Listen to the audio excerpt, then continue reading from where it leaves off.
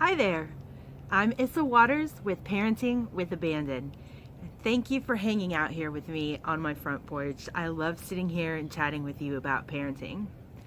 The other day I did a video about not being mean to your kids. And I mentioned a few things in that video that I would count as mean. Things like yelling and spanking, grounding, taking away your kids' toys, stuff like that. And I realized that I only used the word punishment in that video once. But I am talking about punishment. A way to sum up all those ways that you shouldn't be mean to your kids is the word punishment. And when people realize that, I sometimes get comments like, "Are you serious? You don't think I should ever punish my kids? You don't ever punish your kid?" And that is in fact what I mean. So I thought we might talk about that a little bit more today. Now, with the question of being mean to your kids, there are two kinds of ways that people are sometimes mean. One is where yelling often comes in, which is you don't necessarily mean to be mean. It's more of an automatic response. You're in a bad mood. You have a bad reaction. You let out with yelling or whining or stomping or going away or sending your kids away. And that kind of stuff that you're not necessarily doing intentionally, I'm going to talk about at a later time. Today what I'm talking about is things that you do to your child on purpose. You mean to do them, you choose to do them, you're doing them in response to something specific. That's the kind of thing that that's punishment and that I don't think you should ever do. So let's define it really quickly. What is punishment? Punishment is when someone does something that you don't like, so you do something to them that they won't like. And when you put it that way, it sounds really petty. Like that sounds really petty to me, and I'm surprised that more people don't realize what's going on there. Your child has done something that you don't like, you don't approve of, you don't think they should do, and so in exchange, you do something to them that they won't like. You do something mean to them. You do something that you know is going to make them feel badly. And that's a terrible way to have a relationship. That's really just awful. And I guess parents have good intentions. You're wanting to achieve positive things through those actions.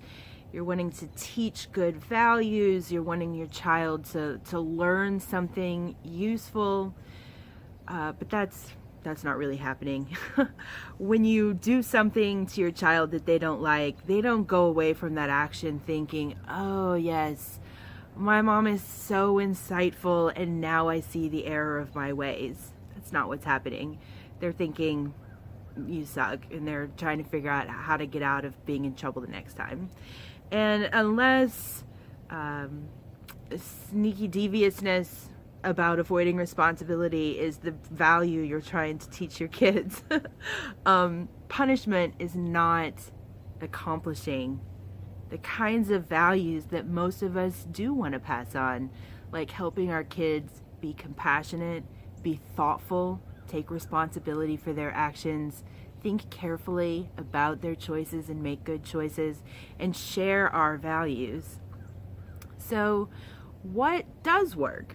What does pass on to our kids the positive things that we want when they're acting in ways that are counter to those values? And first I would say, of course, your kids don't always have to be just like you. They may not share all of your values, and that has to be okay because they're different people. They're going to have their own values and their own preferences and their own ways that they think it's right to interact with the world.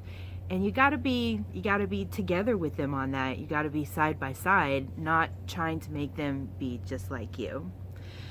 But for the ways that your child may want to come into sharing your values and acting in a way that is compatible with what you're hoping for, the way you accomplish that isn't through punishment. It isn't through being mean to them or trying to get back at them or trying to make them see things in a certain way.